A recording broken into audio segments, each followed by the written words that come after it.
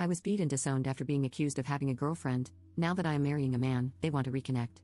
My husband, 28M, and I, 27F, are set to be married in January. On his side, his entire family is invited, while on mine, only my maternal aunt and her husband are attending. When my parents and the rest of my family discovered this, they made a big fuss and treated me horribly. However, I believe I am justified in not wanting them there on my special day. For some context, I was the first daughter, granddaughter, and niece of the family. I was everyone's special darling, that is, until the arrival of my siblings. When I turned 8, my little sister was born, and my grandparents, as well as my mother, stopped treating me like their child.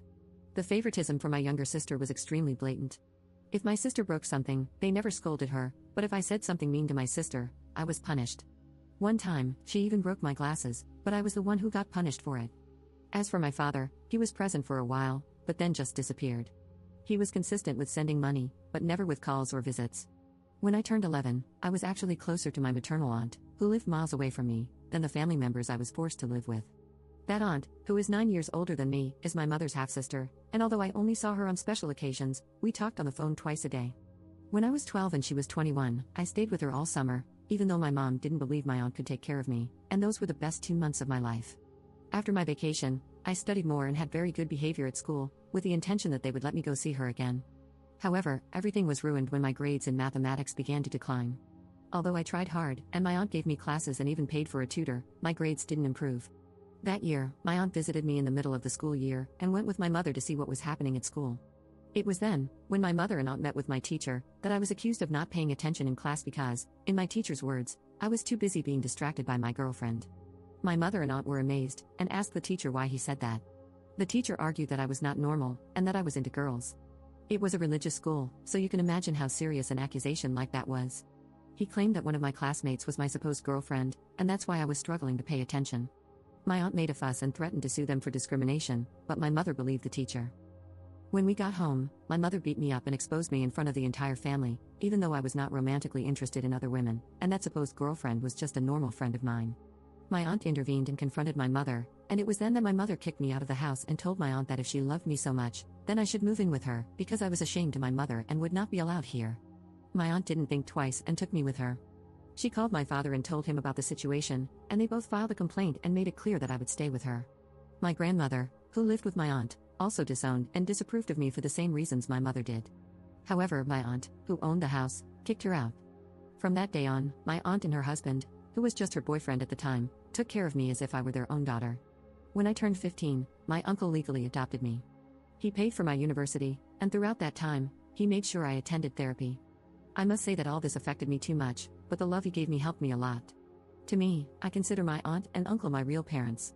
Now that my relatives found out that I was going to marry a man, they came to apologize to me, and yes, I did accept their apology, but I did not want to have any contact with them. However, they believed that with the apology, they were more than invited to my wedding. 2 weeks ago, my mother and grandmother came to my dress fitting without an invitation. I was totally outraged. They had not been invited, so I kicked them out, and in return they started insulting me and my husband. I told them that I didn't want them in my life, that I only excused them for mental health reasons, but they were nothing to me anymore. Despite all that, 3 days ago, one of my dad's cousins called me asking about the dress code and if children were accepted. I told her that she, like all the other members of that family, were not invited. She was outraged, and a few minutes later, my biological father called me asking who would walk me down the aisle. I said that my uncle would do it, and he started swearing at me in 1,000 ways, so I simply cut off the call. Now, am I really that bad? My aunt tells me that if I don't want those people at my wedding, she supports me, but my mother-in-law says that family is family, no matter what has happened. Update 1. It's been almost a month since my post, and I wanted to update you on some things that have happened. I told my mother-in-law everything that my family did to me in the past. At first, she seemed understanding, but then my partner discovered that she was still communicating with my biological parents, and decided to cut ties with his mother. He warned her that if she continued with this attitude, she would never know her grandchildren. He also told her that the only way for her to be part of our lives again is to apologize to me and my aunt and uncle.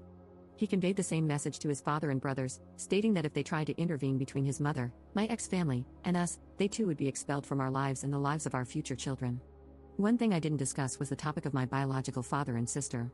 It turns out that after some time, he accepted that I wasn't going to be a part of his life, and he returned home to my biological mother and they had another child. As for my sister, she always believed that I lived with my father, and I, on the other hand, always believed that my sister had a better life. However, I found out everything she had suffered in my absence. My ex-family mistreated her day and night. She was practically kidnapped and couldn't even use the phone or social networks, even though she is now of age.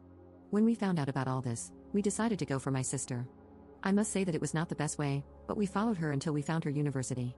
There, we approached her and asked her to accompany us. She was very happy to see us and agreed to come with us. Together, we unburdened ourselves about everything. We apologized and told each other everything, realizing that we were both victims of our parents. Now, my uncle is fighting for custody of my little brother. With my sister's testimony and mine, we hope to achieve it. We are also taking my sister to therapy to help her with all the trauma. Because of my wedding, we decided to move everything forward and have a small ceremony. We didn't tell anyone, so we had no surprise visitors, and it went well. Thank you all for your advice and support.